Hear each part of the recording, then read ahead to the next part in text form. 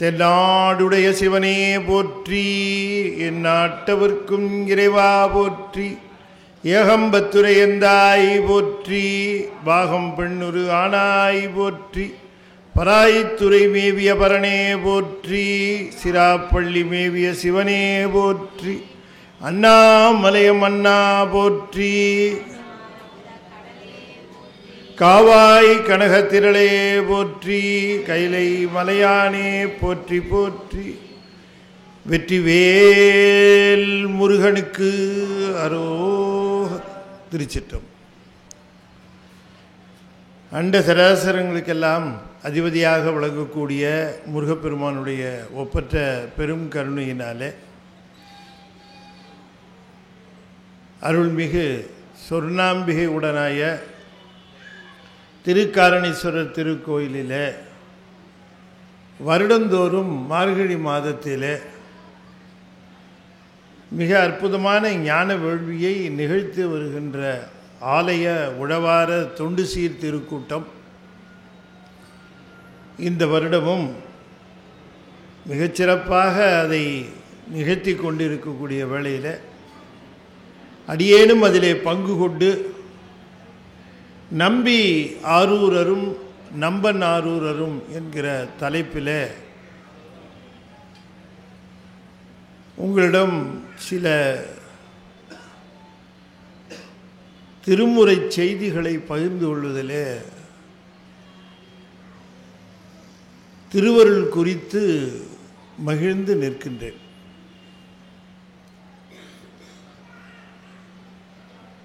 நம்பி ஆரூரர் என்று நாம் இதில் குறிப்பிட்டிருப்பது சுந்தரமூர்த்தி சுவாமிகள். நால்வர் பெருமக்கள் என்று சைவர்கள் உச்சி மீது வைத்து போற்றுவார்கள். மற்றவர்களெல்லாம் 4 பேர் என்று எதற்கெடுத்தாலும் சொல்லுவார்கள். 4 பேரை கேட்டு செய்யணும், 4 பேர் என்ன சொல்கிறாங்கன்னு தெரியல, 4 பேர் நம்ம மதிக்கணும், இப்படியெல்லாம் 4 பேர்னு சொல்லுவாங்க. ஆனால் இந்த 4 பேர் யார் அப்படின்னு கேட்டால், சைவர்களை பொறுத்த வரைக்கும் திருஞான சம்பந்தர், திருநாவுக்கரசர், சுந்தரர், மாணிக்க வாசகர், இந்த 4 பேர் நமக்கு ரொம்ப முக்கியம். தமிழ்நாட்டிலே நீர் பூசுகிறவர்களுக்கு இந்த 4 பேரை அவசியமாக தெரிஞ்சிருக்கணும்.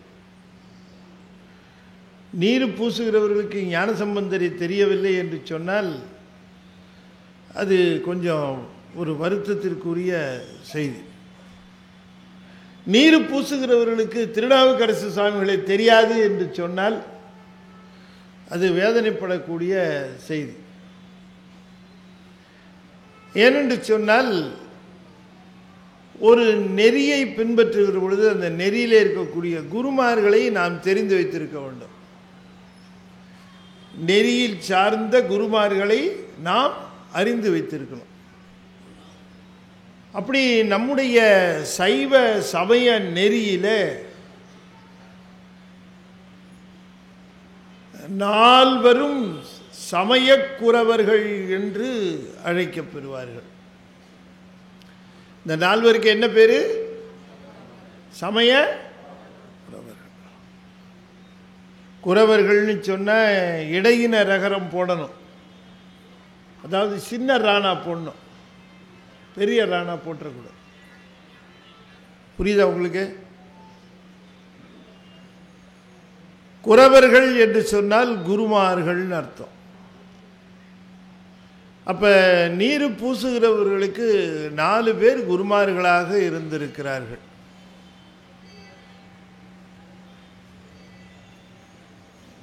திருஞான சம்பந்தர், திருநாவுக்கரசர், சுந்தரர், மாணிக்க வாசகர். பெரும்பான்மையோருக்கு அது தெரியும். இங்கே நான் சொல்றது தெரியாதவங்களுக்காக நான் அதை திரும்ப உங்களுக்கு அதை சொல்லி நினைவுபடுத்துகிறேன். இந்த 4 பெருமக்களும் சைவத்திற்கு செய்திருக்கிற தொண்டு அளத்திற்கு அரியது. இந்த 4 பெருமக்களும் ஆற்றியிருக்கக்கூடிய அற்புதங்கள் நினைத்து பார்க்க முடியாதவை. இந்த நால்வர் பெருமக்களும் சைவ நெறியை சிறப்பாக நம்முடைய நாட்டிலே நிலைபெறுமாறு செய்தார்கள். அந்த காலத்திலே பௌத்தம் சமணம் எல்லாம் மிக வேகமாக பரவி வந்த பொழுது வட இந்திய தேசத்திலே அசோகன் போன்றவர்கள் எல்லாம் பேரரசர்கள் சமண மதத்தை பரப்புவதற்கு பெரும் முயற்சியிலே ஈடுபட்ட பொழுது வேதாந்தம் என்கிற தலையிலே சமய நெறியை மாற்றி சொல்லுகிற நெறி இந்த நாட்டிலே நுழைய ஆரம்பிக்கிற பொழுது நம்முடைய இந்த பெருமக்கள் தான் தமிழ்நாட்டை நம்முடைய பெருமக்கள் தான் தமிழ்நாட்டை இவர்களிடமிருந்து காப்பாற்றினார்கள். யார்கிட்டேருந்து?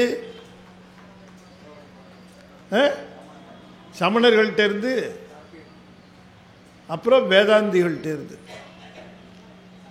மாயாவாதிகள்ட்டேருந்து இவங்க தான் காப்பாற்றினாங்க. இப்பவும் இவங்கள்ட்டேருந்து யாரு காப்பாற்ற போறான்னு தெரியலன்னு நமக்கு சைவத்துக்கு ரொம்ப ஒரு சோதனையான காலமாகத்தான் இருக்கிறது. இப்பொழுதும் சைவ நெறிக்கு திருநீற்று நெறினே பேரு. சைவ நெறிக்கு என்ன நெறின்னு பேரு? திருநீற்று நெறின்னு பேசு. அப்ப எவ்வளவு முக்கியம் பாருங்க திருநீற்று நெறி. நீரு பூசாத அந்த காலம் தமக்கு மிகுந்த ஆபத்து நிறைந்த காலமாக சைவர்கள் கருதுவார்கள். ஆகையினால எப்பொழுதும் திருநீரு அவர்கள் வைத்து கொண்டிருப்பார்கள், பூசிக்கொண்டுவார்கள். ஒரு வீட்டுக்கு ஒருத்தர் புதுசா போகிறார் அல்லது ஒருத்தர் வருகிறார், ஒரு வீட்டிற்கு ஒருவர் வருகிறார், ஒரு விருந்தினர் வருகிறார் என்று சொன்னால் அந்த வீட்டிலே இருக்கிறவர் வந்த அந்த விருந்தாளிக்கு முதலில் என்ன தருவார்? என்ன தருவார்? தண்ணீர். நீர் தருவார், தண்ணீர் தருவார். சென்னை போன்ற தண்ணீருக்கு ரொம்ப பஞ்சமான இடமாக இருக்கிறது என்று வைத்துக் கொள்வோம். வருகிறவருக்கு முதலிலே என்ன தர வேண்டும் என்று சொன்னால் நீர் தருவது பிறகு, நீர் தருவது முதலில். முதல்ல என்ன தரணும்? திருநீர் தரணும், அப்புறமா நீர் தரணும். நீர் தரணும், அதுக்கப்புறம் நீர் தரணும். அந்த திருநீருக்கு அவ்வளவு முக்கியமான பங்கு இருக்கு. தாக்கமருக்கொரு சாரையை நீரிடு சாத்திரத்து கதிதூரனை வேறொரு சாட்சியர பசியாரியை திருப்புகழ்ல அருணகிரிநாதர் சொல்லுகிறார். தாக்கமருக்கு ஒரு சாரையை தன்னை என்ன பற்றி சொல்லுகிறார் அருணகிரிநாதர்னா, நான் ஒரு சாரப்பாம்பு அப்படின்னு சொல்லுகிறார். என்ன சொல்லுகிறார்? என்ன சொல்றார்? சாரப்பாம்புங்க. தன்னை என்ன சொல்றாரு? நான் ஒரு சாரப்பாம்பு அப்படிங்கிற.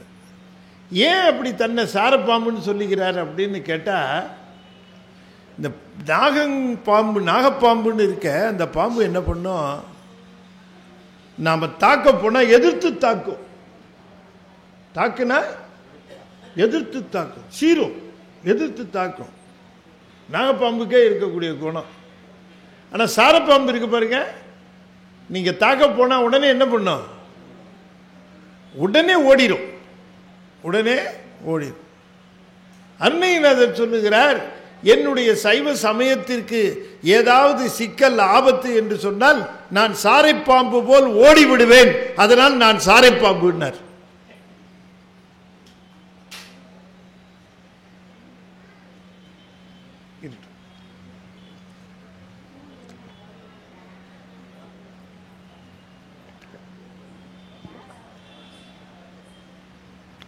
நம்முடைய சமயம் காக்க வேண்டியது நம்முடைய கடமை. சமயத்தை காத்தல் என்று சொன்னால் நமக்கு நாம் பின்பற்றுகிற பொழுது நம்முடைய சந்ததி பின்பற்றுகிறதா, நம்முடைய குழந்தைகள் பின்பற்றுகிறார்களா அப்படின்னு பார்க்கணும். ஆகையினாலே தாக்கவருக்கு ஒரு சாரையை அடுத்தது சொன்னார். நீரிடு சாத்திரத்துக்கு அதிதூரனைனர். நீரிடு சாத்திரம் எதை சொல்லுகிறார்னா சைவ சமயத்தை சொல்லுகிறார். சைவ சமயத்திற்கு நான் ரொம்ப தூரமானவன், அந்த நெறிக்கு ரொம்ப தூரமானவன் என்று சொல்லுகிறார். ஏன் அப்படின்னா, நீர் பூசுவதிலே நான் மிகுந்த கஞ்சம் காட்டுவேன். நீர் பூசுவதிலே நான் ரொம்ப பெரிய கஞ்ச பேர்வழி. அப்படி திருநீரை திருக்கோயிலில் கொடுத்தால் அதை இந்த கையில் வாங்கி இந்த கையில் மாற்றி அதிலிருந்து ஒரு சிட்டிகை எடுத்து அப்படி நெற்றியிலே பட்டும் படாதது போல் வைத்துவிட்டு மீதிய தூண், எல்லா தூணுக்கும் வெள்ளை அடிச்சிருக்கு பாருங்க. எல்லா தூணுக்கும் பார்த்தீங்கன்னா வெள்ளை அடிச்சு. இப்போ நான் உங்களை கேட்குறேன், 50 ரூபா கொடுத்து கடையில் சோடா கேட்டார். 50 ரூபா கொடுத்து பிஸ்லேரி சோடா, அது 14 ரூபா. அந்த சோடா எவ்வளவு? 14 ரூபா. 50 ரூபா கொடுத்து சோடா வாங்கினார். சோடா கொடுத்தாரு கடைக்காரரு. அப்புறம் என்ன கொடுப்பாரு? மீதி கொடுப்பார் இல்லையா? மீதி கொடுப்பார். அப்படி அந்த மீதியை வாங்கி இந்த கையில் வச்சு இப்படி வச்சு அப்படின்னு 36 ரூபாயை ஊதிடுவோமா? நல்லா ஊதுவோமே. ஓடாவை வாங்கினதோட மீதி காசை எடுத்து ஊதி இருந்தா இந்த திருநீரையும் மீதி ஊசுறது ரைட்டுன்னு சொல்லலாம். நமக்கு கிடைத்த திருநீற்றினுடைய மீதத்தை எடுத்து மேனி முழுவதும் பூசிக்கொள்ள வேண்டும். அதை போல சிறந்த மருந்து எது இருக்கு? மந்திரமாவது நீரு, வானவர் மேலது நீரு. மந்திரமாவது நீரு, வானவர் மேலது நீரு. சுந்தரமாவது நீரு, துதிக்கப்படுவது நீரு. தந்திரமாவது நீரு, சமயத்தில் உள்ளது நீரு. செந்துவர் வாயுமை பங்கன் திரு ஆலவாயான் திருநீரே. யார் பாடினது?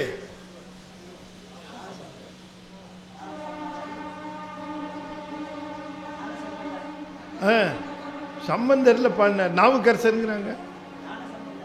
நல்ல சத்தமா சொல்லுங்க. திருஞான சம்பந்தர் பாடினார். நீர் அவ்வளவு சிறப்பு. நீங்க வெளியில செல்லும் போது பைக்குள்ள காசு இருக்கோ இல்லையோ நீர் இருக்கணும். திருநீர் அது உங்களை பாதுகாக்கும். நீர் பத்திரமா பாதுகாக்கும். அந்த திருநீற்றை நாம் எப்பொழுதும் வைத்திருக்க வேண்டும். நான் திருநீர் பையில வைக்கலையேன்னு நினைச்சேன். இங்க உள்ள கொடுத்துட்டாங்க, பையில வச்சுக்கிட்டு. திருநீர் அது பெரிய கவசம். மந்திரமாவது நீரு, அணிந்து கொள்ளுகிற பொழுது, சிவன் நினைவாக அணிந்து கொள்ளுகிற பொழுது அது சிறந்த பலனை தருகிறது. அதனால அந்த நெறிக்கே, சைவ சமய நெறிக்கே, சிவ நெறிக்கே என்ன பேருன்னா நீரிடு சாத்திரம் என்று பெயர். சைவ சமயத்திற்கு என்ன பேரு? நீரிடு சாத்திரம். அதை சொல்லுகிறார். நீரிடு சாத்திரம் என்று சைவ சமயத்தை சொல்லுகிறார். நாம் சைவ சமயத்தை பேணுகிறவர்கள் திருநீர் அணிந்து கொள்ள வேண்டும், மற்றவர்களுக்கு திருநீர் தர வேண்டும். அப்படியாக இந்த சைவ சமயத்தை வளர்த்தவர்கள், நெறி காட்டியவர்கள், நம்மை அழைத்து சென்றவர்கள் திருக்கோயிலுக்கு சென்று வழிபட வேண்டும் என்று நமக்கு வழிகாட்டியவர்கள் இந்த 4 பெருமக்கள். யாருன்னு ஒரு தடவை சொல்லி பார்க்கலாமா? யாரு?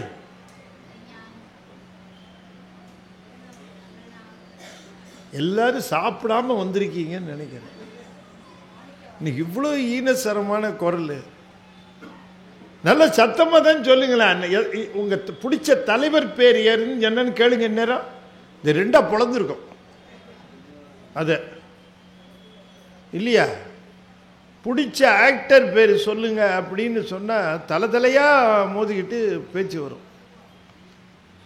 ஆனால் உங்களுடைய சமயத்தை வளர்த்த குருநாதர் பேர் சொல்லுங்கன்னா யோசிக்கிறோம். நம்ம சமயத்தை வளர்த்த குருநாதர் பேர் என்ன?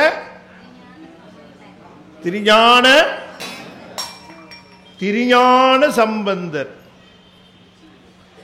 திருநாவுக்கரசர். 3வதா யாரு? சுந்தரமூர்த்தி சுவாமிகள். 4வது மாணிக்க வாசகர். இந்த 3வதா இருக்கிறார் பாருங்க, சுந்தரர்னு. அவர் தான், அவருடைய பெயர் என்னன்னா ஆரூரர்னு பேர். அவருக்கு என்ன பேரு? ஆரூரர்னு பேர். அவங்க அப்பா அம்மா வச்ச பேரு ஆரூரர். சுந்தரருடைய அப்பாவும் அம்மாவும் சடையனார், இசைஞானியார் என்று சொல்லக்கூடிய அந்த இருவரும் தான் பிள்ளைக்கு ஆரூரர்னு பேர் வைக்கிறாங்க.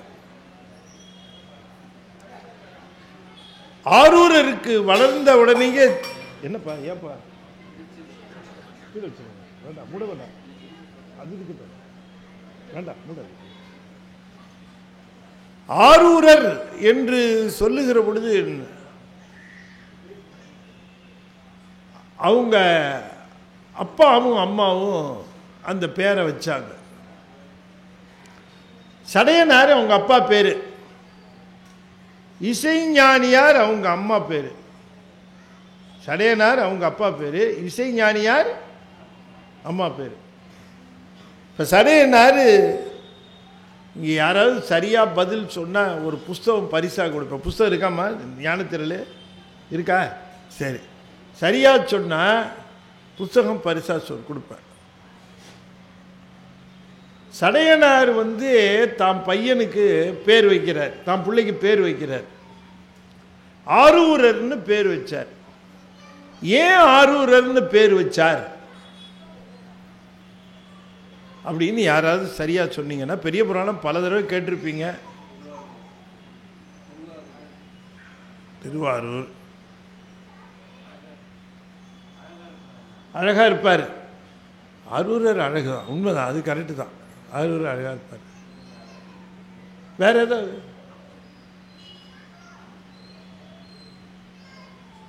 புஸ்தகத்தை பத்திரமா வச்சுக்க, கொடுக்க வேண்டிய. இப்ப ஏன் பையனுக்கு ஆரூர்னு பேர் வச்சார்னு கேட்டா, அது அவங்க அப்பா பேரு. யார் அப்பா பேரு? சடையனாரோட அப்பா பேரு. எப்பவும் தாம் பிள்ளைக்கு தன்னுடைய அப்பா பேரை பேரன்னு பேரு. பேரன்னு ஏன் அவனுக்கு பேருன்னா, தாத்தாவுடைய பெயரை உடையவன் பெயரன்.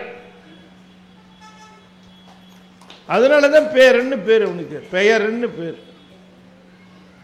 அந்த பேர் அப்படியே தொடர்ந்து வர வேண்டும் என்பதற்காக சடையனார் என்ன பண்ணாரு, அவங்க அப்பா என்ன பண்ணாரு, ஆரூரர் தன்னுடைய பையனுக்கு சடையனார்னு பேர் வச்சார். ஏன்னா சிவபெருமானுக்கு ஸ்பெஷாலிட்டியே சடை தான், அதனால சடையன்னு பேர் வச்சார். சடையனார்னு பேர் சடையன் தான்.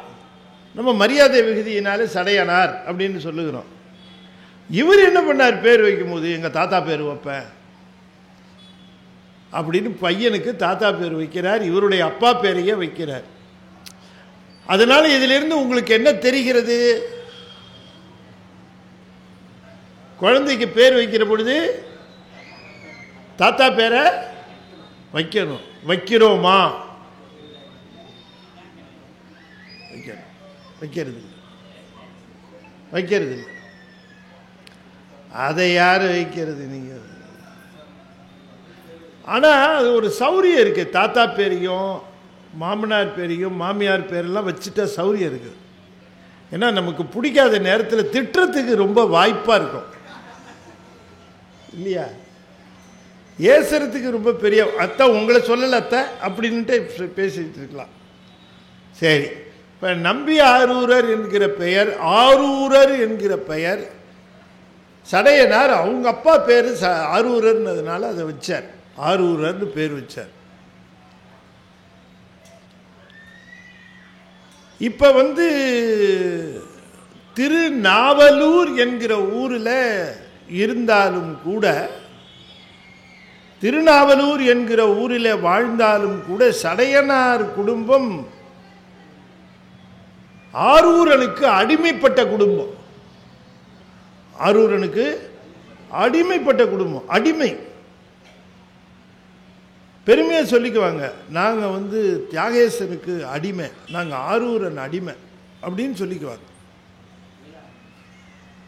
அறியா சொன்னீங்க, அதான் சொன்னேன். மீள அடிமை உமக்கே ஆழாய், மீள அடிமை.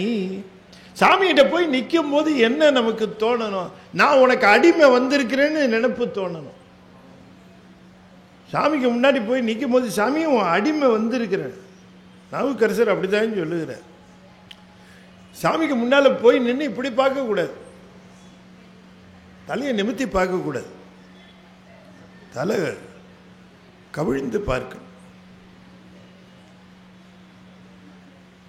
அப்பர் சுவாமி சொன்னார், தலையே நீ வணங்காய், தலையே நீ வணங்காய், தலை மாலை தலை கணிந்து தலையாலே பலிதேறும் தலைவனை தலையே நீ வணங்காய். சாமிக சொல்லும் போது எத்தனை தலை போடுறார் பார்த்தீங்களா? நீங்க உனக்கு ஒரு தலை தான் இருக்கு, ஆனா எங்க பெருமான் தலைக்கு தலைமாலை அணிந்திருப்பான். தலைக்கு தலைமாலை அணிந்த தலைவன் சிவபெருமான். தலையாலே பலிதேறும் தலைவனை தலையே நீ வணங்காய். எந்த காலத்திலையும் சிவபெருமான் தானடா தலைவன். யாரையோ தலைவன்கிறியாடா, தலைங்கிறியாடா, தருதலை. என்னடா பண்ணா உனக்கு அவன்?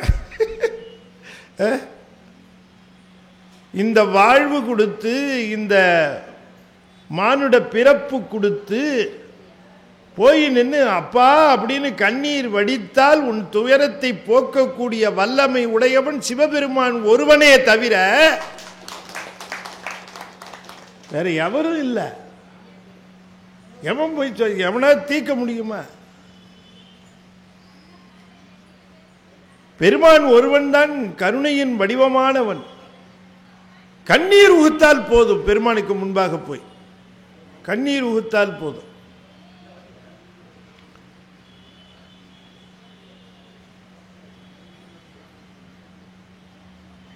நானே பொய் என் நெஞ்சம் பொய், நானே பொய் என் நெஞ்சம் பொய், நானே பொய் என் அன்பும் பொய் என் நெஞ்சும் பொய்,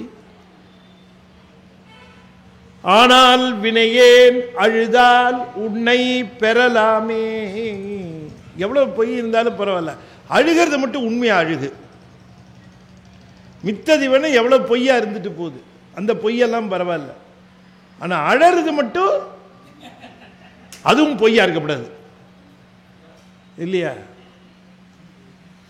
நினைச்சவொன்னு அழுகுறான்ல, நினைச்சவொன்னு அழுகுறான். எப்படிடா அழுவ வருதுன்னு பார்த்தா கிளிசரின்னா சொல்றோம். அந்த அழுகை இல்லை, அந்த உண்மையான அழுகை. அழுதால் உன்னை பெறலாம்னாரு. பொய்மை அழுகை அல்ல.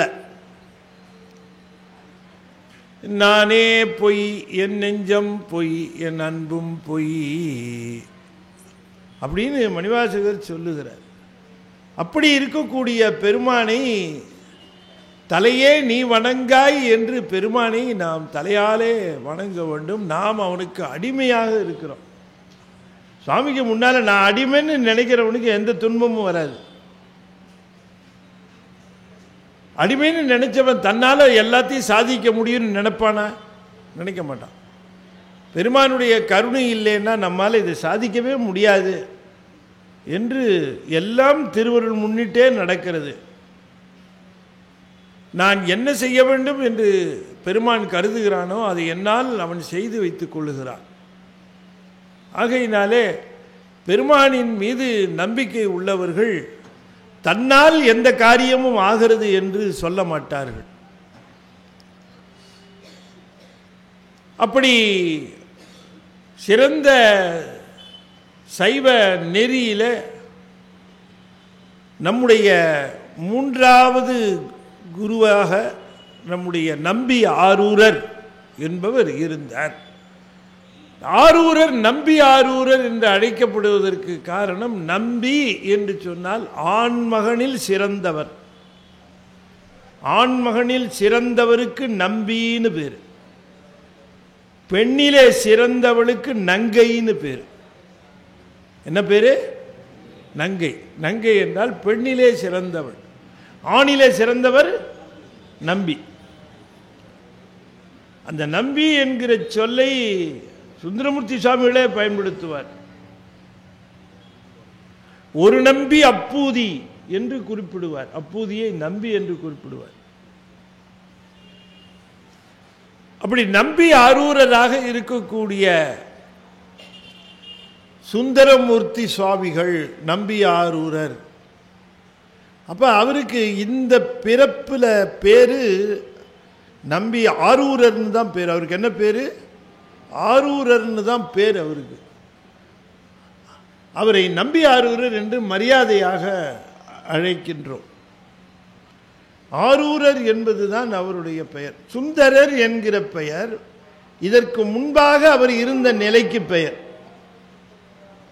இதுக்கு முன்பாக இந்த ஆரூரராக அவர் வருவதற்கு முன்பாக இருந்த பெயர் சுந்தர். அந்த சுந்தரர் என்பவர் தான் ஆரூரராக வந்தார் என்று நமக்கு சொன்னது தெய்வ சேக்கிழார். சேக்கிழார் தான் சொன்னார். அதனால நாம அவரை சுந்தரர்னு சொல்லுகிறோம். அப்படி ஆரூரர் என்று சொல்லக்கூடிய பெருமான் நமக்கு அவர் பாடிய 100 பதிகங்கள் கிடைச்சிருக்கு. எத்தனை பதிகம்? எத்தனை பதிகம்? 100 பதிகம் கிடைச்சிருக்கு. 100 பதிகம் கிடைச்சிருக்க எவ்வளவு பெரிய சொத்து! எவ்வளவு பெரிய சொத்து! 100 ஏக்கராவை விட்டுட்டு போயிருக்கிறாரு அப்பா. புள்ள பட்னியா கிடக்கிறான்னா யார் குத்தம்?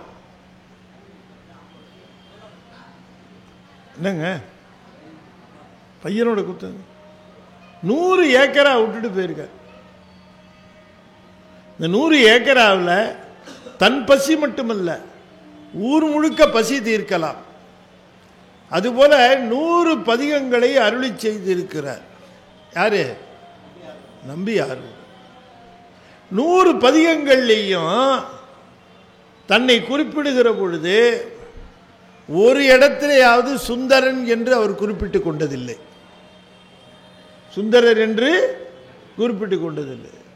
நம்பி ஆரூரர் வன் தொண்டன் நாவலூரான் என்றுதான் அவர் சொல்லிக் கொள்வாரே தவிர ஊரன் ஆரூரன் தான் தலைக்குறைன்னு பேர். இதுக்கு ஆரூரன் அப்படின்னு சொல்லுவதுக்கு அந்த ஆறு என்று சொல்ற தலை இல்லாமல் ஊரன் மட்டும் சொன்னா தலைக்குறைன்னு பேர். ஆரூரன் தான் ஆரூரன். அப்படி நம்பி ஆரூரராக இந்த தமிழகம் எல்லாம் தலை சிறந்து தலை நிமிர்ந்து நிற்கும்படியாக சைவ சமயத்திற்கு பெரும் தொண்டு ஆற்றினார் நம்பி ஆரூரர். நம்பி ஆரூரரும் நம்பன் ஆரூரரும் என்பது தலைப்பு. தலைப்பு என்ன? நம்பி ஆரூரரும் நம்பன் ஆரூரர். நம்பி ஆரூரர் நம்முடைய சுந்தரமூர்த்தி சுவாமிகள். நம்பி ஆரூரர் நம்பி இருந்தது நம்பன் ஆரூரரை. நம்பி ஆரூரர் நம்பி இருந்தது ஆமா நம்பன் ஆரூரரை. நம்பன் என்று சொன்னால் 2-3 பொருள் சொல்லுவாங்க. தலைவன், சிறந்த சீலன், நம்பிக்கைக்கு உரியவன். நம்பன் நம்பிக்கைக்கு உரியவன் அப்படின்னு அர்த்தம். நம்பிக்கைக்கு உரியவராக விளங்கினார் ஆரூர் பெருமான். ஆரூரருக்கு ஆரூரர் நம்பிக்கைக்கு உரியவராக விளங்கினார். அப்ப நம்பி ஆரூரரும் நம்பன் ஆரூரரும் என்று சொல்லுவது நம்முடைய சுந்தரமூர்த்தி சுவாமிகளும் திருவாரூர் சுவாமிகளும். அவ்வளவுதான். இப்போ தலைப்பு புரிஞ்சிச்சா? தலைப்பை புரிய வைக்கிறதுக்கு தான் இவ்வளோ நாளி பிரயத்தனம். நம்பி ஆரூரரும் நம்பன் ஆரூரரும் என்று சொன்னால் நம்ம சுந்தரமூர்த்தி சுவாமிகளும் திருவாரூர் சாமிகளும் அந்த 2 பேருக்கும் இருக்கக்கூடிய அவருடைய வரலாற்று செய்திகளை பற்றி நாம் சிந்திக்கிறோம். நம்பி ஆரூரர் நம்பன் ஆரூரர் என்று அதை சிந்திக்கும்படியாக அந்த தலைப்பை நாம் வச்சோம். அந்த தலைப்பை ஆரூரன் என்று சொல்லக்கூடிய அந்த பெயரை கொண்டிருந்த பெருமான் திருமணத்திலே தடை செய்ய பெற்று ஆட்கொள்ள பெற்றார். வரலாறுலாம் சொல்ல போறதில்லை. திருமணத்திலே அவர் கல்யாணத்துக்கு தயாராக உட்கார்ந்துருந்தார். மாப்பிள்ளையா மணமேடையில் உட்கார்ந்துருந்தார். ஒரு பெரியவர் வந்து கலாட்டா பண்ணிட்டார். பெரியவர் வந்து கலாட்டா பண்ணல. பெரியவர் பெரியவரா வந்து கலாட்டா பண்ணார். பெரியவர் ஒரு பெரியவரா வந்து கலாட்டா பண்ணார். இவன் எனக்கு அடிமை அப்படின்னார். அப்படின்னு சொல்லி எனக்கிட்ட ஆவணம் இருக்கிறதுன்னார். திருவெண்ணெய்நல்லூரில் வழக்கு நடந்தது. ஆவணத்தை பரிசோதித்து பார்த்தா கிழஞ்சொல்றது 100க்கு 100 பழம். இந்த பையன் சொல்கிறது எடுபடலை. நீ அவருக்கு அடிமைதான்ப்பா, உங்கள் தாத்தாவே எழுதி கொடுத்துருக்கிறார், கிளம்பிட்டார். அவரை அழைத்து கொண்டு நம்ம சுவாமி வெண்ணெய்நல்லூர் கிருபாபுரீஸ்வரர் திருக்கோயிலுக்கு அழைச்சிட்டு போகிறார். இவருக்கு ஒரே வருத்தம்.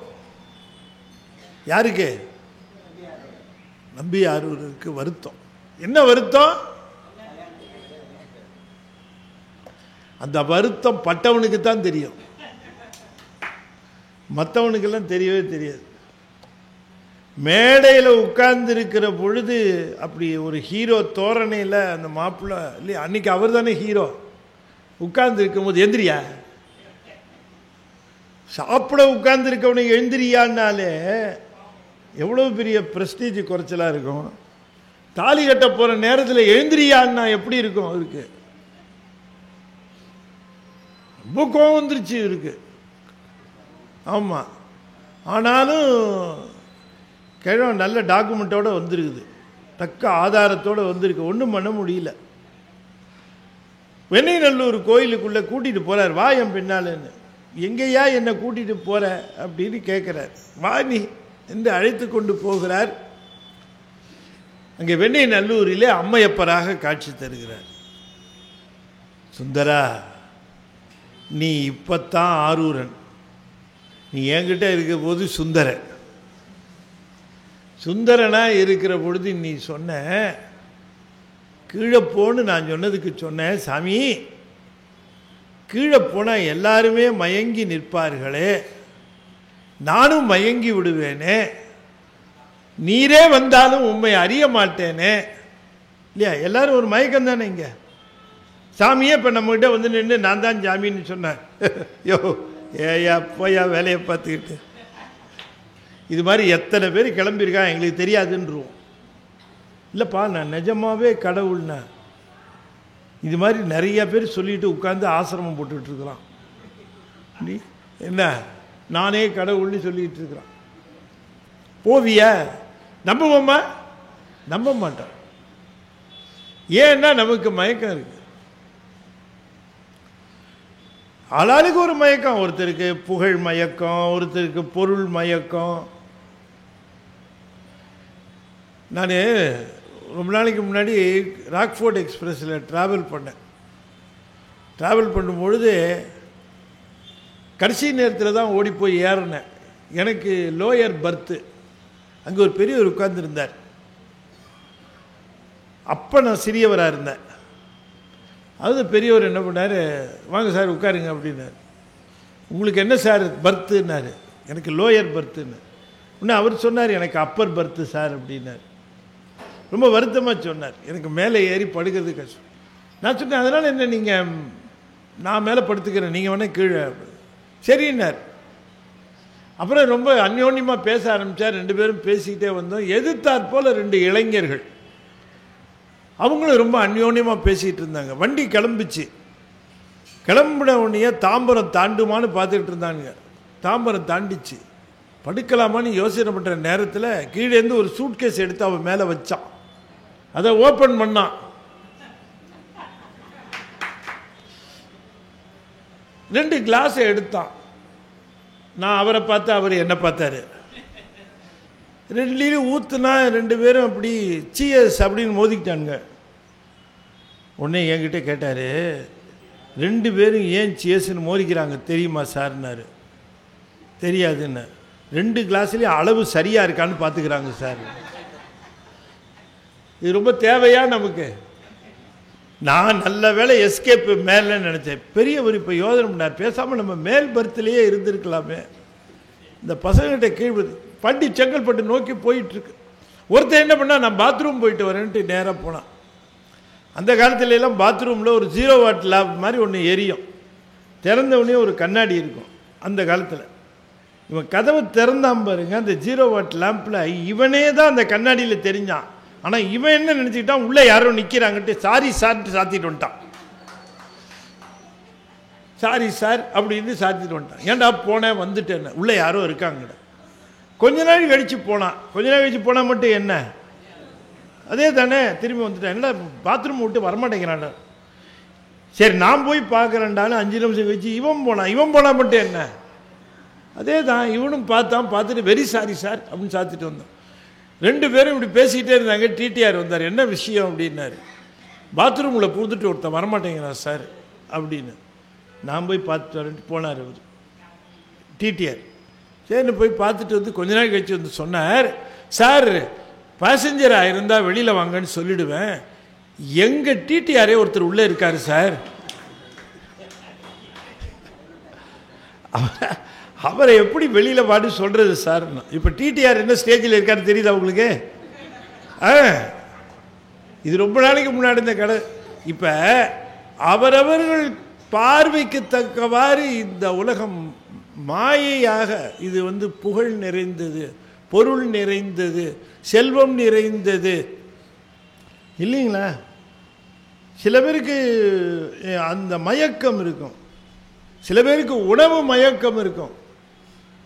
சில பேருக்கு எவ்வளோ அட்ராக்ட் பண்ணாலும் வரமாட்டான். சார் நம்ம வீட்டில் ஒரு பூஜை வச்சுருக்கோம் சார், முருகனுக்கு தைப்பூசத்தை ஒட்டி சிறப்பான பூஜை வச்சுருக்கிறோம், ஒரு 50 திருப்புகழாவது படிக்கணும்னு இருக்கோம் சார்.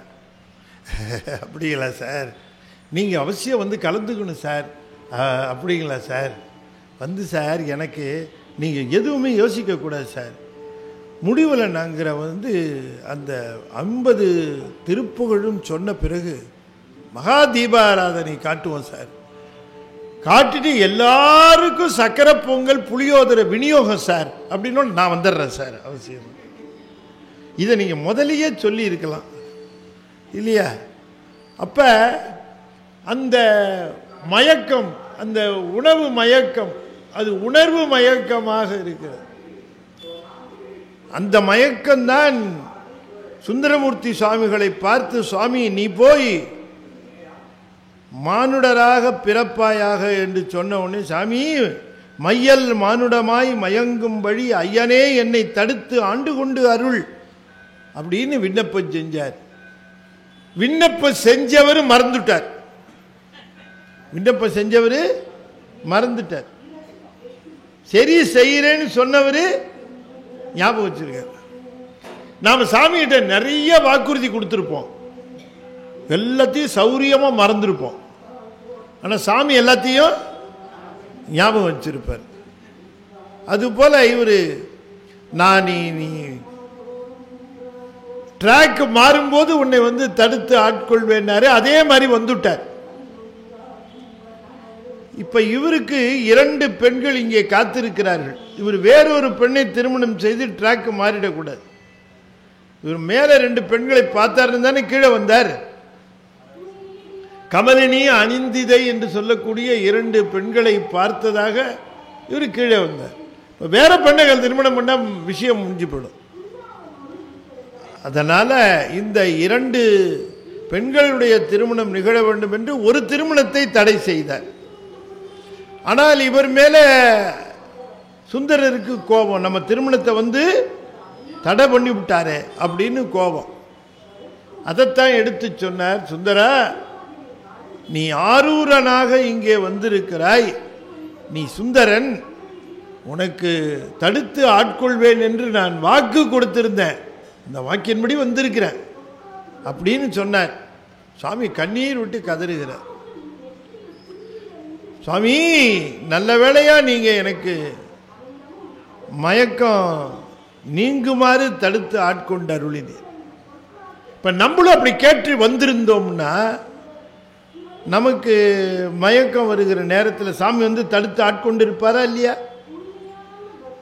ஆமா, ஒருத்தர் சொன்னார் அப்படிதான், சார் இந்த மாதிரி நான் கேட்டு வந்திருந்தா எனக்கு கல்யாணமே நடந்திருக்காம போயிருக்கும் சார், தப்பிச்சிருப்பேன் சார் அப்படின்னாரு.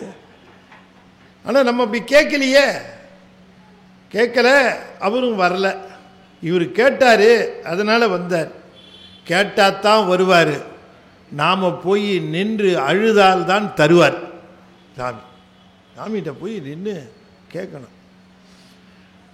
அப்போ சொன்னார், மற்ற நீ வன்மைகள் பேசிடலால் வன் தொண்டர் என்பதோர் நாமம் பெற்றனை. மற்ற நீ வன்மை பேசிடலால் வன் தொண்டர் என்பதோர் நாமம் பெற்றனை. நமக்கும் அன்பிற்பெருகிய சிறப்பின் மிக்க அர்ச்சனை பாட்டே ஆகும். ஆதலால் மண்மேல் நம்மை சொற்றமிழ் பாடுக என்றார் தூமரை பாடும் வாயார்.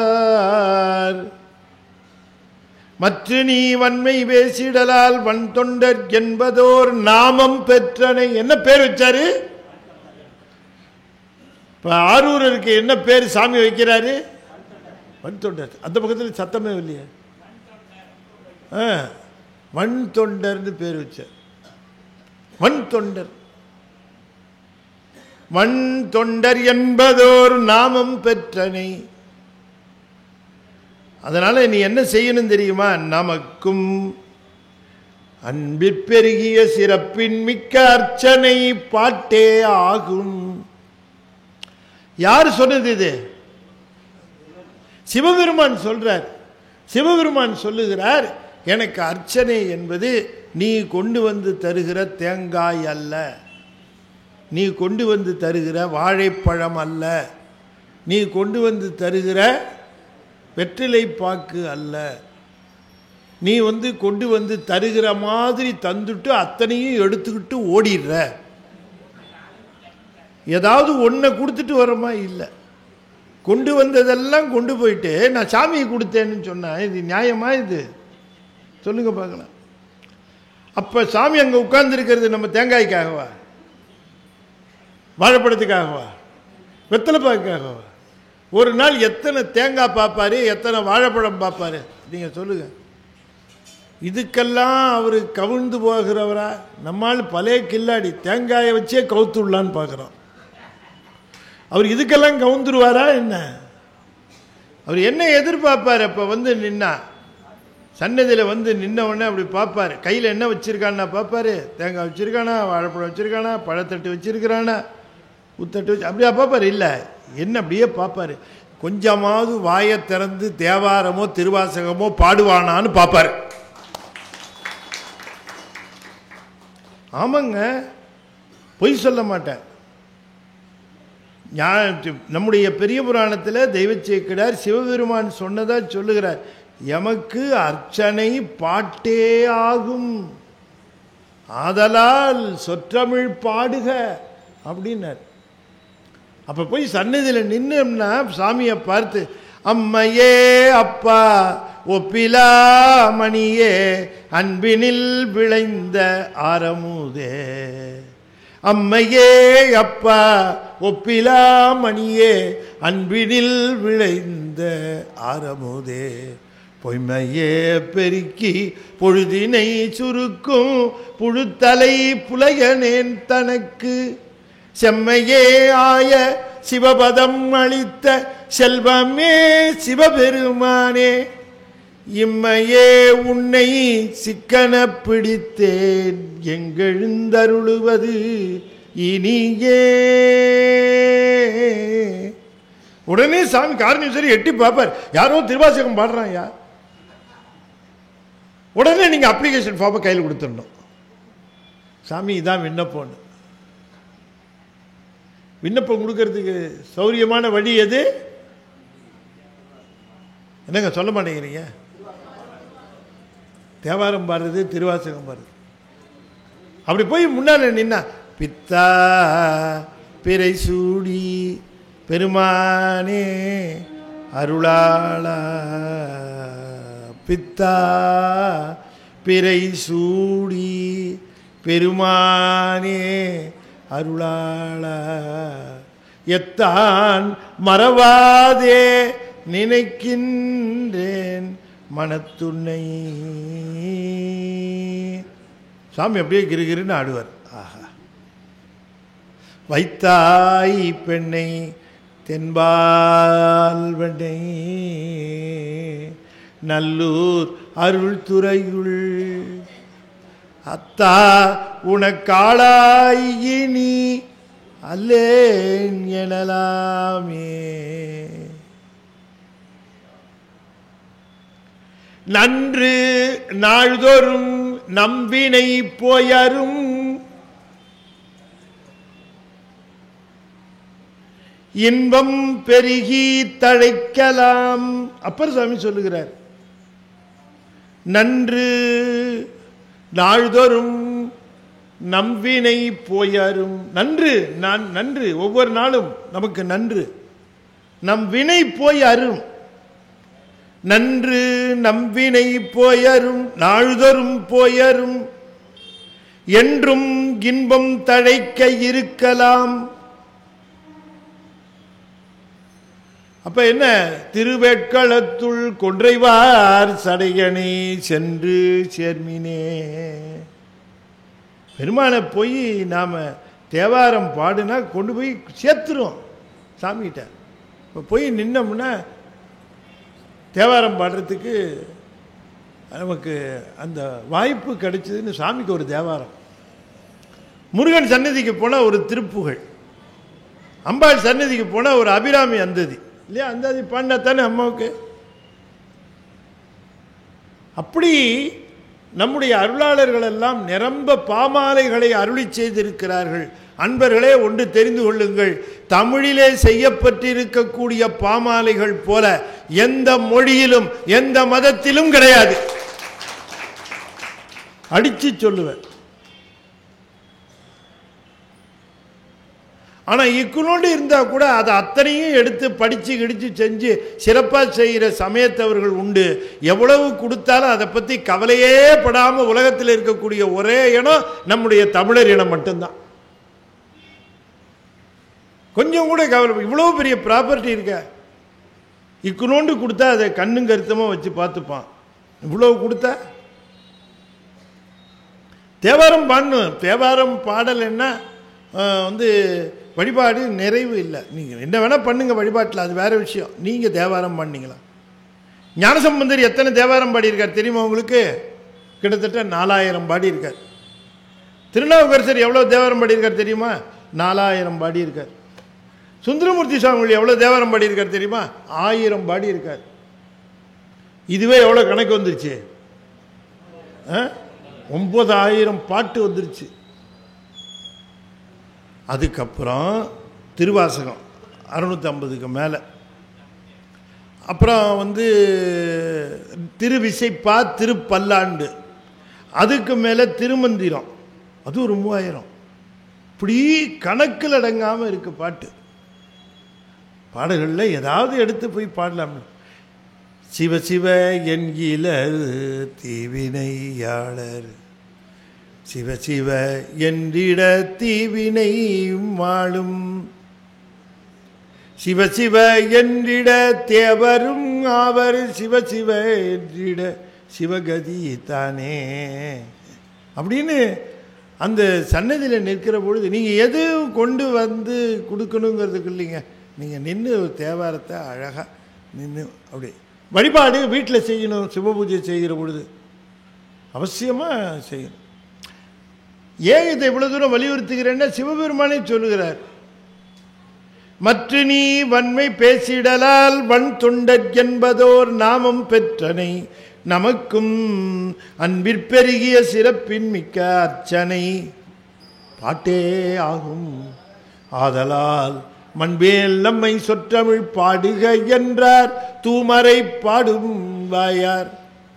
ஆகையினாலே பாடுன்னு சொன்னார். இவர் அவ்வளோதான் பெருமான பித்தா பெரிசூடி என்று பாட ஆரம்பித்தார். தலங்கள்தோறும் சென்று பாடுக என்றார். ஒவ்வொரு தலத்திற்கும் சென்று சுந்தரமூர்த்தி சுவாமிகள் அற்புதமாக பாடுகிறார். அப்படி பாடிக்கொண்டே சிதம்பரம் வருகிறார். சிதம்பரத்தில் வந்து பெருமானை பார்த்த உடனே நகர மனசே வரல. ஆகா, இவர்தான் ராஜா,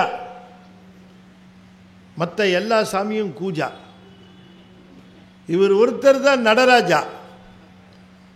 ஆகையினாலே எம்பெருமான் நடராஜரையே நாம் தொழுவோம்னு பெருமானையே நினைந்து நினைந்து நினைந்து கண்ணீர் பெருக்கி அங்கேயே இருந்துடுறார். அங்கேயே இருந்த பொழுது பெருமான் அவருக்கு ஞாபகப்படுத்துகிறார், சுந்தரா சாமி என்ன இங்கேயே இருக்கிறதா முடிவா? ஆமாம் சாமி, சிதம்பரத்தை விட்டு இந்த பக்கம் அந்த பக்கம் நகர போகிறதில்ல, உனக்கு வேலை இருக்க. எங்கே சாமி? நான் சொல்கிற இடத்துல தான் வேலை இருக்கு. ஆரூரில் நம்பால் வருக உத்தரவிடுகிறார். எங்கே கூப்பிடுறாரு? உனக்கு ஆரூரன்னு பேர் வச்சதுக்கு காரணம் நீ நம்மாளுன்னு காட்டுறதுக்கு தான். ஆரூரில் நம்பால் வருக, திருவாரூருக்கு வா நீ. சாமி அப்ப நடராஜா, அங்க தியாகராஜா.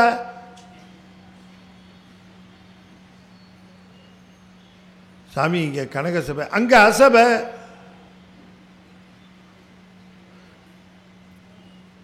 சாமி நீங்க நின்று ஆடுகிறீர், அவர் அமர்ந்து ஆடுவார்,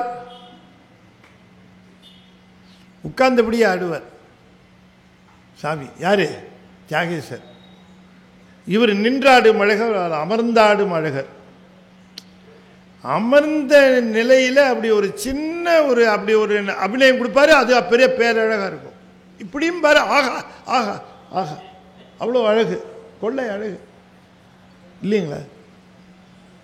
குழந்தை நமக்கு செல்ல குழந்தையா இருந்ததுன்னா அது இப்படி பார்த்ததுன்னா நமக்கு அப்படியே பூரண மகிழ்ச்சி. அது அப்பா அப்படின்னு சின்ன அவ்வளோதான், சொல்லலாத மகிழ்ச்சி. ரெண்டு பக்கமும் அருவி மாதிரி இது எச்சி ஊற்றிட்டு இருக்கும். கண்ணா அப்படின்னுட்டு போய் எவ்வளோ மகிழ்ச்சி. தியாகேசரை பார்க்கறதுக்கு கண்ணு கோடி 1000 போகணும், 1000 கோடி கண்ணு. நீ அங்கே வல்லியான்னாரு, சாமி கிளம்பிக்கிட்டே இருக்கிறேன்னார். திருவாரூர் வருகிறார். திருவாரூர் வந்தால் பாருங்க, சாமிக்கு ஊர் எல்லைக்கு வருகிறார். இங்கே எல்லார்கிட்டையும் போய் சாமி சொல்றார், நம் ஊரன் வருகிறான், நம் ஊரன் வருகிறான், என்னுடைய ஊரன் வரான், அவனை எதிர்கொண்டு அழையும் என்றார். எதிர்கொண்டு அவனை போய் அழையுங்கள், எம் ஊரன் வருகிறான். எல்லாரும் அஷ்டமங்கள பொருள்களை எடுத்துக்கொண்டு ஓடுகிறார்கள் பெருமானை வர. எங்கேயாவது சுந்தரருக்கு சரியான வரவேற்பு இல்லாமல் ஊருக்குள்ளே வந்து விடுவாரோ அவருக்கு உரிய மரியாதையை தர வேண்டும் என்று கருதுகிறார். சுவாமி ஆரூரர் பெரியவரா? சிலருக்கு சந்தேகம். சாமி சொன்னார், ஆரூரனும் இந்த ஆரூரனும் ஒரே ஆரூரன் தான். ஏன்னா நான் தான் கண்ணாடியை பார்த்து வான்ன ஆரூரன். எல்லாரும் போய் நிற்கிறாங்க. கரையும் கடலும் மலையும், கரையும் கடலும் மலையும் காலையும் மாலையும் எல்லாம். சுந்தரமூர்த்தி சுவாமிகள் அந்த திருக்கூட்டத்தை பார்த்து பாடுறார். பார்த்தா சொல்கிறாரு, இந்த கூட்டத்தை பார்த்தாலே தெரியுது தியாகேசர் எவ்வளோ அழகாக இருப்பாருன்ட்டு. அடியார்களே இவ்வளோ அழகாக இருக்கிறார்கள், ஆரூரன் எவ்வளோ அழகாக இருப்பார். வார்த்தைகளுக்கு அடங்குமா ஆரூரன்? ஆரூரன் அழகு இன்றும் பொலிவாக விளங்குவதற்கு காரணம் ஆரூரன் அழகுக்கு ஈடு இணை கிடையாது.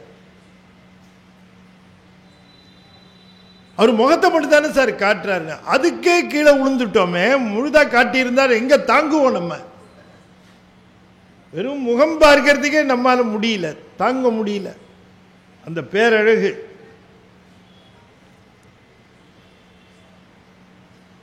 எல்லாரும் வந்து வரவேற்கிறார்கள். அவர்களை பார்த்து ஆரூரர் சொல்லுகிறார், கரையும் கடலும் மலையும் காலையும் மாலையும் எல்லாம் உரையில் விரவி வருவான் ஒருவன் உருத்திரலோகன்.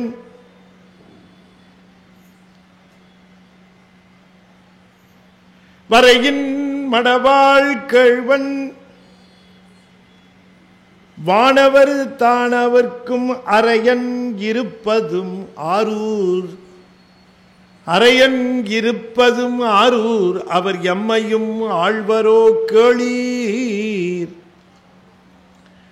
திருவாரூர் பெருமான் இங்கே வெற்றிருக்கின்ற தியாகராச பெருமான் என்னை ஏற்றுக்கொள்வாரா? அடியார் பெருமக்களே, நீங்கள் எல்லாம் சேர்ந்து ஒரு ஹை ரெக்கமெண்டேஷன் லெட்டர் கொடுக்கணும்னு கேட்டார்.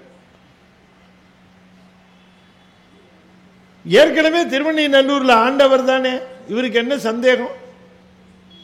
ஆனாலும் கூட திருவாரூருக்கு என்ன பெருமைன்னா, அடியாரை வணங்கிய பிறகு ஆண்டவனை வணங்க வேண்டும்.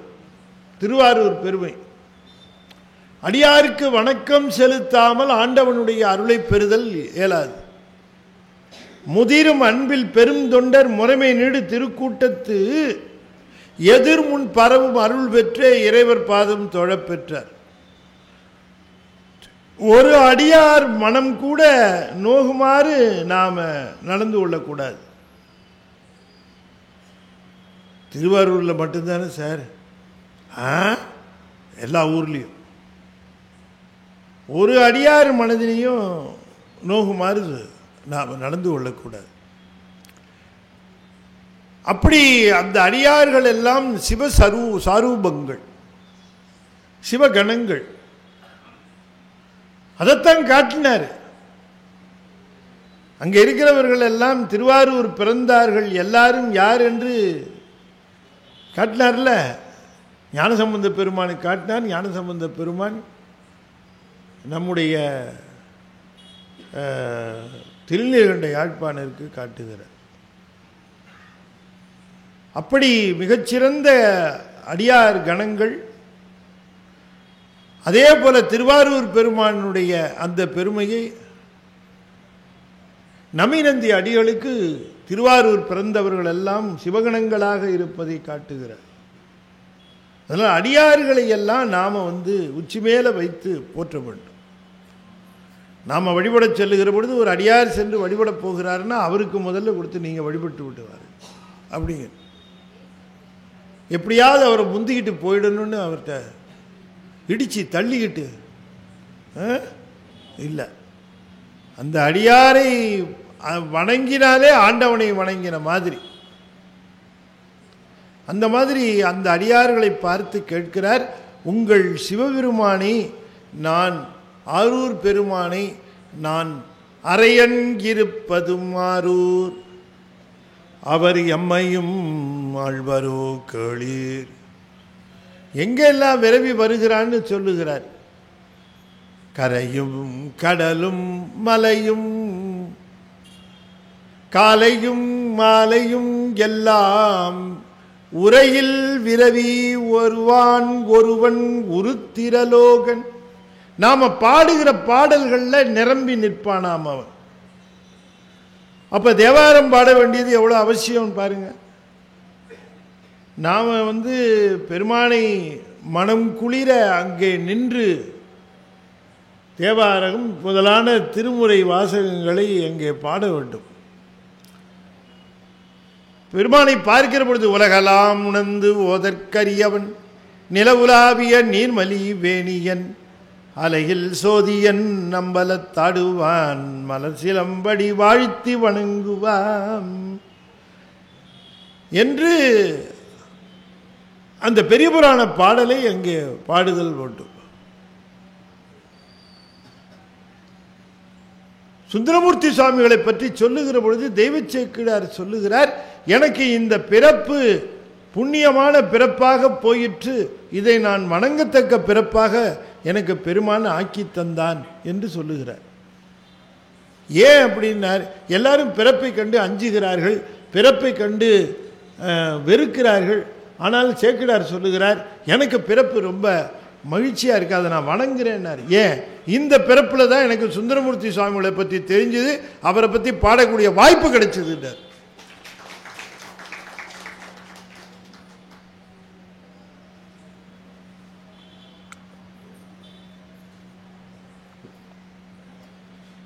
இப்போ நம்ம எல்லாரும் இப்போ நம்ம பிறப்பை வணங்கணும். ஏன்னா இந்த பிறப்பில் தான் நம்ம காரணீஸ்வரரை வணங்கக்கூடிய மிகப்பெரிய வாய்ப்பு நமக்கு கிடைச்சிருக்கு. எத்தனையோ பேர் இன்னும் அப்படியே போயிட்டு இருக்கான், உள்ளேயே வராம இல்லையா? அவ்வளோதான். யாருக்கு எது கொடுத்தா அப்போ அவங்க அப்படி போகிறாங்களே சார். ஏன் அப்படின்னா இவர் கூப்பிடல, இப்போ நம்மளை கூப்பிட்டாரு உள்ள வந்திருக்கிறோம். அவங்க மேலேயும் தப்பு இல்லை, கூப்பிடல இவர், கூப்பிடல. இப்போ பையனை வாத்தியார் கேட்டார், வீட்டு பாடம் பண்ணியாடான்னு கேட்டார். பையன் சொன்னா இல்லை சார். ஏண்டா பண்ணல சார்? உங்களுக்கு தெரியாத, நேற்று வேர்ல்டு கப் மேட்ச் சார். எனக்கு தெரியாது அதெல்லாம், நீ பெஞ்சு மேலே ஏறுன்னார். வீட்டு பாடம் செய்யல, பெஞ்சு மேலே ஏறுன்னார். ஏறி நின்னான் பெஞ்சு மேலே. காம்பவுண்டை தாண்டி 2 பேர் கோலி குண்டு ஆடிட்டு இருந்தான். சாருன்னு கத்துனான். ஏண்டா கத்துற அப்படின்னாரு. என்ன மட்டும் பெஞ்சு மேலே ஏறி நிற்க சொல்றீங்க? அங்கே 2 பேர் பாருங்க, வீட்டு பாடம்லாம் ஒன்றுமே பண்ணாமல் குண்டாடிட்டு இருக்கிறான். அவனை ஏன் சார் பெஞ்சு மேலே ஏற்றலை நீங்க? டேய், நீ ஸ்கூலில் அட்மிஷன் வாங்கி உள்ளே வந்துட்ட, உன்னை திருத்த வேண்டியது என் கடமை. அவனுக்கு இன்னும் அட்மிஷனே கிடைக்கலடா, அவன் வெளியில் இருக்கான். அது மாதிரி அட்மிஷனே கிடைக்காம வெளியில் திரிகிறவன் நிறைய பேர் இருக்கான். நமக்கெல்லாம் அட்மிஷன் கிடைச்சிருச்சு, அதனால உள்ளே கூப்பிட்டு வச்சு நறுக்குன்னு கொட்டி எல்லாம் சொல்லி கொடுத்துட்டு இருக்காரு நமக்கு. உரையில் விரவி வருவான் ஒருவன் உருத்திரலோகன். உரையில் விரவி வருவான். நாம பாடுகிற தேவாரத்திலே விளங்கி நிற்பான் பெருமான். அந்த உரையில் விரவி வருவான் என்று சொல்லுகிறார். ரொம்ப அற்புதமாக சொல்லுகிறார். அப்படி பாடுகிறார். அங்கே இருக்கிறவர்கள் எல்லாரும் மிகவும் மகிழ்ந்து போய், சாமி நீங்கள் வரணும், எழுந்தருளணும் அப்படின்ன உடனே எழுந்தருளி வருகிறார். வந்து தியாகேச பெருமானை பார்க்கிறார், புற்றிடம் கொண்ட பெருமானை பார்க்கிறார். புற்றிடம் கொண்ட பெருமானை, புற்றிடம் கொண்ட புராதனனை, பார்ப்பதி பாகனை, அவனை பார்த்து கீழே வன்மிசை விழுந்து, நன்மையாம் இந்த உடலில் தன்மை மெய்மை பெற்றார். இந்த உடம்பு பெற்றதனுடைய பயனை பெற்றார்னர். அப்ப இந்த உடம்பு எதுக்காக எடுத்து வந்ததுன்னா, திருவாரூர் தியாகேசரை வணங்குவதற்காக வந்தது. தியாகேசரை வணங்கியாச்சு, பிறப்பினுடைய பயனை பெற்றுவிட்டோம்னர். உடம்பு பெற்ற பயன் பெற்றுவிட்டாராம், மெய்மையாக பெற்றார். ஏன்னா மண்மிசை விழுந்து உடம்பின் தன்மையாம் அந்த உடம்பினுடைய உண்மைத்தன்மையை பெற்றார். சுவாமியை விழுந்து வணங்கணும், மண்மிசை விழுந்து வணங்கணும், நிலந்தோய விழுந்து வணங்கணும். அப்படி விழுந்து வணங்கினார். வணங்கின உடனேயே ஒரு அசரீரி கேட்கிறது.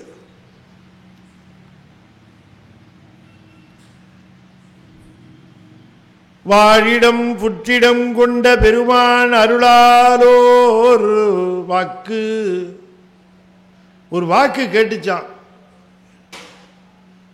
நம்மை உமக்கு தோழமையாக தந்தனம், இன்னையிலிருந்து நீ எனக்கு ஃப்ரெண்டுன்னு சொல்லல, இன்னையிலிருந்து நீ எனக்கு தோழன்னு சொல்லல. சாமி சொன்னார், இன்னையிலிருந்து நான் உனக்கு தோழன் அப்படின்னார். எவ்வளோ தூக்கி வைக்கிறார் பாருங்க. இன்னையிலேருந்து நான் உனக்கு தோழன், இன்னையிலேருந்து நீ எனக்கு தோழன்னா நான் பெரிய ஆளு, நீ எனக்கு தோழன் ஆனேன்னா உனக்கு அந்த பெருமை வரும்னு அர்த்தம். ஆனால் இன்னையிலேருந்து உனக்கு நான் தோழன்னா நீ தாப்பா பெரிய ஆளு, உன் கூட சேர்ந்து எனக்கும் பெருமை கிடைக்கட்டும். நம்மை உமக்கு தோழமையாக தந்தனம் என்று தோழமை உறவு தருகிறார். அங்க திருவெண்ணைநல்லூர்ல என்ன சொன்னார்? வன் தொண்டர். மற்ற நீ வன்மை பேசிடலால் வன் தொண்டர் என்பதோர் நாமம் பெற்றேன். அங்க வன் தொண்டர்ங்கிற பேர் கொடுத்தார், இங்க தோழர்னு பேர். ப்ரமோஷன் வந்துருச்சு. என்ன வந்தது? ப்ரமோஷன் வந்துச்சு. சுந்தரருக்கு ப்ரமோஷன் வந்தது திருவாரூர்ல தான். நம்பிய ஆரூரரை தோழமையாக ஏற்றுக்கொண்டார். நீ எனக்கு தோழன் என்று சொன்னார். அந்த தோழமை உறவு சகமார்க்கம் என்று பெயர். அப்பாவுக்கும் பிள்ளைக்கும் இருக்கக்கூடியது சத்புத்திர மார்க்கம், தலைவனுக்கும் தொண்டனுக்கும் இருக்கக்கூடிய உறவு தாச மார்க்கம், தோழர்களுக்குள்ளே இருக்கக்கூடிய உறவு சகமார்க்கம், குருவுக்கும் சீடனுக்கும் இருக்கக்கூடிய உறவு சன்மார்க்கம். புரியுதா உங்களுக்கு? நம்ம இதில் 4 நெறி அதைத்தான் சொன்னார். விரைகில் தீயினன் பாலில் படுனை போல் மறைய நின்றுளன் மாமணி சோதியான். மறைஞ்சு நிற்கிறான், அவனை எப்படி வெளியே கொண்டாருதுன்னாரு. உறவு கோல் நட்டு, பாலுக்குள்ள இருக்க தயிரை எப்படி கொண்டாருதுன்னாரு. உறவு கோல் நட்டு உணர்வு கயிற்றினால் முருக வாங்கி கடைய முன் நிற்குமே. இப்போ உறவு கோல் நடனம். பெருமானை ஏதாவது ஒரு உறவு சொல்லி, தலைவன்னு வச்சுங்களேன் நீங்க தொண்டன், இல்லை அப்பான்னு வச்சுங்க நீங்க புள்ள, இல்லை நீங்க நண்பர்னு வச்சுங்க, அது கொஞ்சம் கஷ்டம். நண்பனா வச்சுக்கிறது கஷ்டம். குருவா வச்சுக்கோங்க, நீ சீடனா நினைச்சுங்க, அது இருக்கிறதுலே ரொம்ப கஷ்டம் இல்லைங்களா? அப்ப இந்த தந்தைக்கும் மகனுக்கும் இருக்கக்கூடிய உறவு சத்புத்திர மார்க்கம், தலைவனுக்கும் அடிமைக்கும் இருக்கக்கூடியது தாச மார்க்கம், இது சக மார்க்கம். நம்முடைய சுந்தரமூர்த்தி சுவாமியுடையது சக மார்க்கம், தோழமை உறவு. அதனால சொல்லுகிறார் சாமி, எம்மை உமக்கு தோழமையாக தந்தனம். அப்ப திருவாரூர்ல அவர் தோழனானார், திருவெண்ணைநல்லூர்ல வன் தொண்டராக இருந்தார். திருவாரூரில் தோழனாக ஆனார். ஆரூர் அந்த அளவிற்கு பெருமையை சேர்ப்பதாக விளங்குகிறது. அங்கேயே பெருமானுடைய அந்த ஆனந்தமான திருக்கோலத்தை பார்த்து பார்த்து மகிழ்ந்து மகிழ்ந்து தியாகேச பெருமானுடைய அந்த திருவடியின் கீழேயே எந்நாளும் இருந்தார் சுந்தரமூர்த்தி சுவாமி. இதுக்கு குறைவு வரக்கூடாது, இங்கேயே இருக்கணும் என்று எண்ணினார். திருவாரூர் போயிருக்கீங்களா? திருவாரூர் போனவங்க கை தூக்குங்க. ஐயா தூக்குறாங்க, நிறைய பேர் தூக்குறாங்க. கொஞ்சம் பேர் தூக்கலாமா வேணாமான்னு யோசிக்கிறாங்க. இவர் ஏதாவது கேள்வி கேட்டு வைக்க போகிறாரு, நம்ம ஏன் அப்படின்னு. இல்லை, நான் கேள்வியெலாம் கேட்கல. திருவாரூர் தியாகேசருக்கு தியாகராஜர் மண்டபம் போயிருக்கீங்கல்ல, தியாகராஜரை வழிபட்டுருக்கீங்களா? சரி, தியாகராஜரை பார்த்துக்கிட்டே ஒருத்தர் நிற்பார். யார்?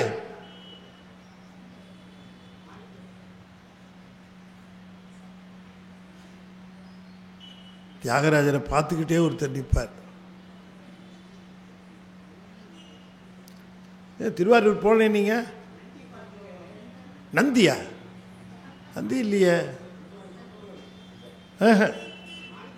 இல்லை, சுந்தரர். இன்னைக்கு போய் பாருங்க, அங்க தியாகேசர் இருப்பார். இங்க வேற என்ன சொன்ன? எதற்கு என்னன்னு சொன்னேன்? நான் ஏதோ தப்பா சொல்லிட்டு இருந்தோம். ஓ, இங்கிலீஷில் சொல்லலை, அதாவது ஆப்போசிட்னு சொல்லி. அதாவது ஒருத்தர் பேருந்து எப்போது வரும்னு கேட்டார். அதுக்கு அப்படின்னா என்னங்கன்னாரு. அதாங்க பஸ் எப்போ வரும்னு கேட்டேன். அப்படி தமிழில் நல்லா சொல்லியான்னாரு. அந்த மாதிரி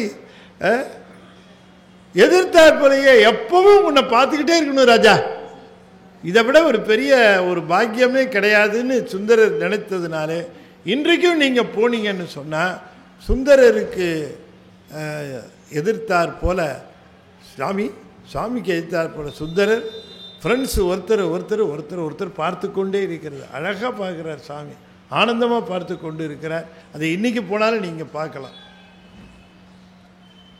சுந்தரமூர்த்தி சுவாமிகள் அங்கேயே இருந்து பல்வேறு விதமான சுந்தரத்தை சொன்னார். இங்கே பாரு, நீ இனிமேல் எப்படி ட்ரெஸ் பண்ணணும்னா நான் சொல்கிற மாதிரி தான் பண்ணணும் அப்படின்னு விட்டார். யார்? சிவபெருமான். நாம் அழகாக இருக்கிறோமா அப்படின்னு கேட்ட, அது எப்போவுமே ஒரு சைக்காலஜி உண்டு.